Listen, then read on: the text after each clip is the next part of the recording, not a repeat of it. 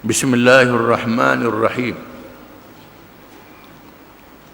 Mempertahankan diri ketika perlu. Ini di peringkat Makkiyah, peringkat Mekah. Allah Ta'ala tidak lagi menurunkan ayat yang mengizinkan peperangan. Mereka disuruh bersabar, tidak boleh berperang lagi. Walaupun ada sahabat-sahabat yang sangat bersemangat nak perang bila-bila masa saja. Bila sampai ayat tu orang perang, pakat takut pula. Dasar kita lah, sahabat pun begitu. Kita ramai juga begitu. Ya ayyuhalladzina amanu lima taquluna ma la taf'alun. Kabarun indallahi am taqulu ma la yaf'alun.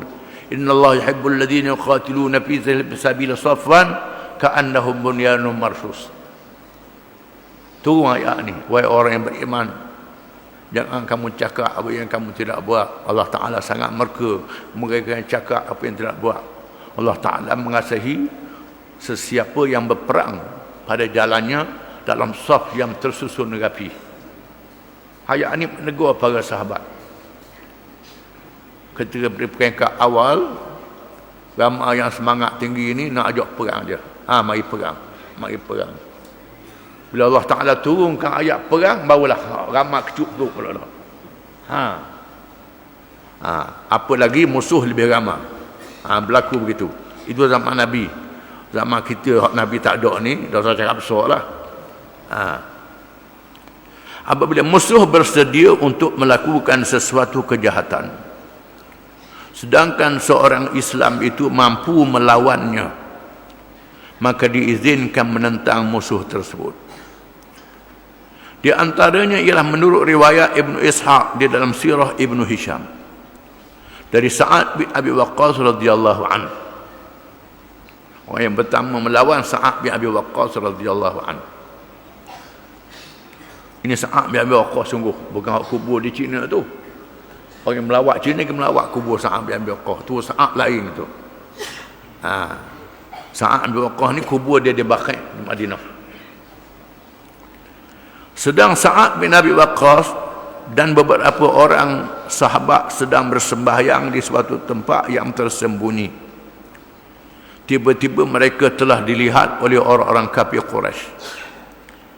Lalu mereka mempersenda-sendakannya dan mahu menyerang.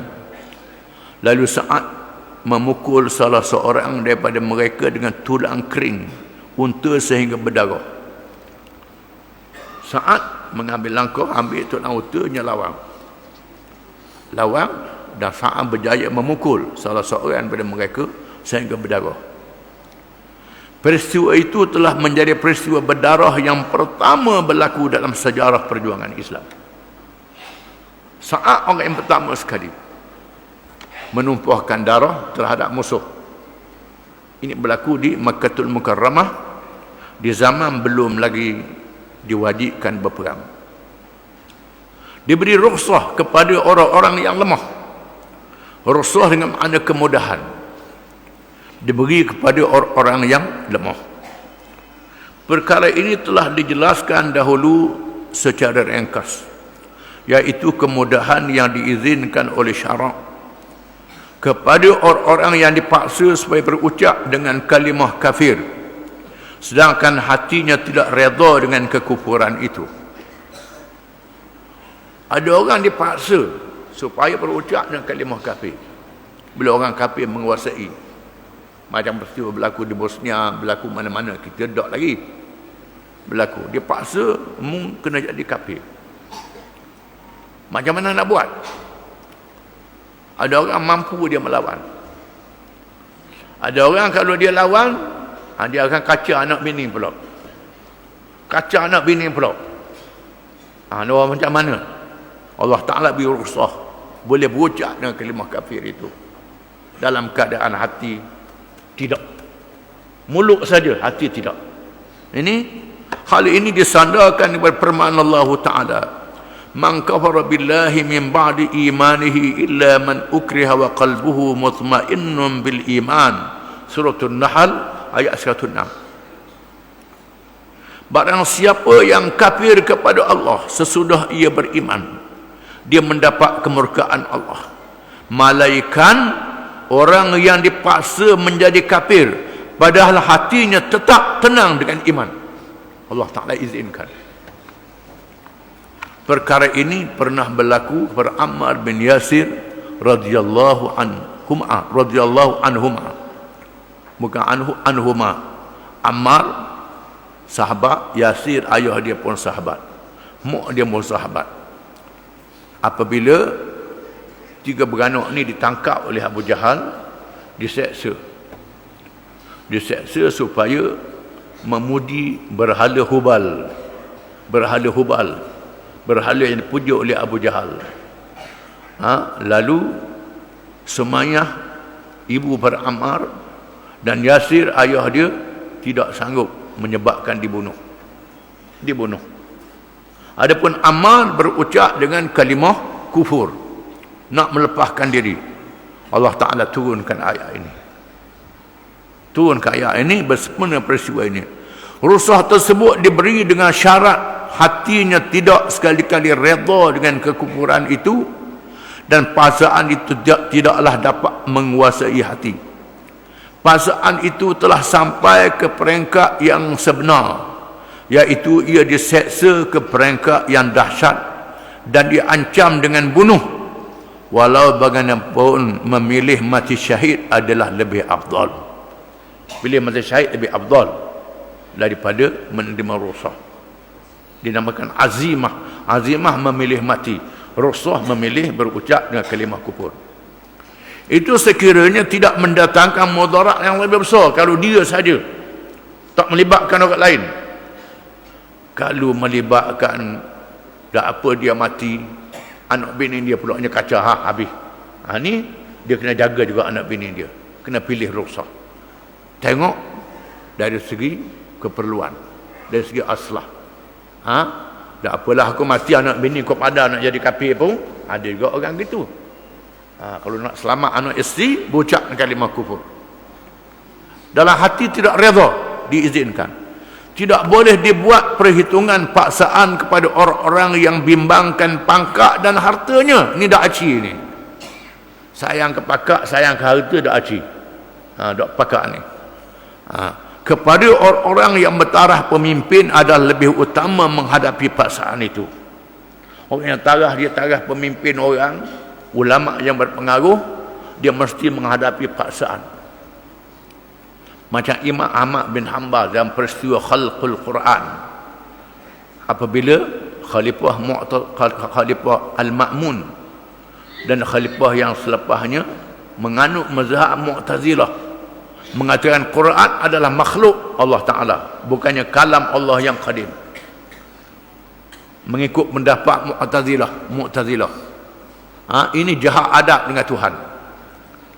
Ada ulama yang dipancung dengan sebab kes ini. Imam Ahmad bin Hanbal dibelasah, disebab sehingga berdarah baju dia, berlumuran darah. Lalu anak murid dia kata, wahai imam, wahai syekh, apa salahnya ikut dia lah. Dalam hati dok Imam Ahmad kata tidak. Imam Ahmad mengatakan, idza sakata al-alimu taqiyatan wal jahilu yajhalu famata yatabayyanu al-haq.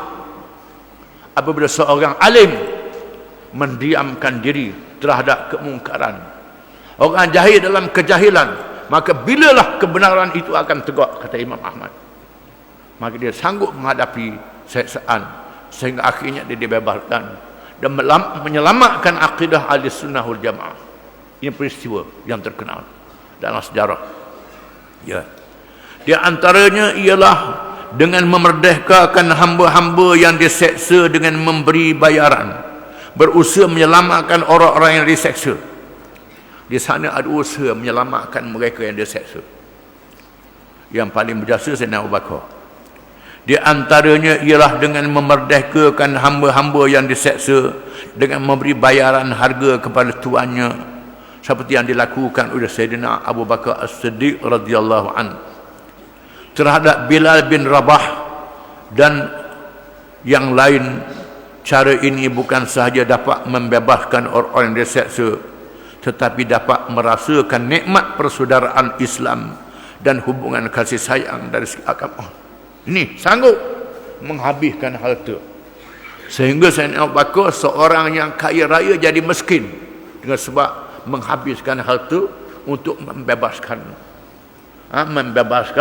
sahabat-sahabat yang diseksa. Bilal bin Rabah, Khabbab bin Al-Arad dan lain-lain lagi. Beri pitih kerana orang kafir ni makan rasuah. Makan rasuah. Suka dapat pitih tak apalah. Lalu Abu Bakar bayar pitih, bayar duit, dibebaskan. Dibebaskan, banyak dibebaskan. Di antaranya ialah Ammar bin Yasir. Ammar bin Yasir ni ada hadis. Nabi kata qatala Ammar fi'atun baghiyah. Ammar akan dibunuh oleh satu kumpulan yang derhaka. Ini peristiwa Sayyidina Ali berperang dengan Muawiyah, peperangan Siffin, di mana Ammar berperang pihak Sayyidina Ali dan dibunuh oleh tentera Muawiyah, menandakan Muawiyah salah dalam peperangan ini. Ini hadis yang sahih, tak boleh dinafikan. Muawiyah sahabat Nabi lah, cuma jangan terlajuk kata dia kafir, itu tak boleh. Ada orang kata terlajuk kata Muawiyah itu kafir, orang Syiah tidak boleh mengkafirkan sahabat, tidak boleh. Tetapi salah tu tak salah, ini kena faham. Ada setengah tu nak lawan Syiah dah lalu, Muawiyah betul juga. Ni tak kena, ni tak kena. Jadi kita kena faham tentang hadis-hadis ni, kena faham. Ada orang tu serah ke Allah Ta'ala, nak serah ke Allah Ta'ala juga. Dalam benda Nabi kata terang, ada hadis yang sahih riwayat Bukhari dan Muslim, yang membunuh Ammar bin Yasir ialah kumpulan yang durhaka. Kerana Sayyidina Ali sah dilantik menjadi khalifah dengan bai'ah daripada orang Islam. Ada Muawiyah tidak dia bai'ah, mengangkat senjata menentang Sayyidina Ali. Ini memang salah, tak boleh dinafikan. Jangan pula kita pergi bela. Ada ulama-ulama yang tulis kitab pula pergi bela, itu tak boleh. Itu salah. Wallahu a'lam.